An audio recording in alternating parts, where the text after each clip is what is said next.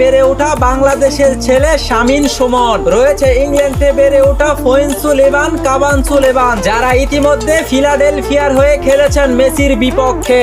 অন্যদিকে ইংল্যান্ড প্রবাসী হয়ে বেড়ে ওঠা জিদান মিয়া। তাই বলছিলাম, বাংলাদেশের ফুটবল ফেডারেশন চাইলে বাংলাদেশের শিকড়গুলোকে বাংলাদেশে এনে এই বাংলাদেশের হাজার কোটি ফুটবল ভক্তদের স্বপ্নটা পূরণ করতে পারে। যদি এমনটাই হয় তাহলে আগামী 2034 সালে সৌদি আরবের মাটিতে লাল সবুজের পতাকা উড়বে। যে মানুষগুলো আর্জেন্টিনা এবং ব্রাজিলের সাপোর্ট করে এসেছে, সেই মানুষগুলো এবার লাল সবুজের পতাকা মাথায় বেঁধে মন প্রাণ উজান করে ফুটবলকে ভালোবাসবে।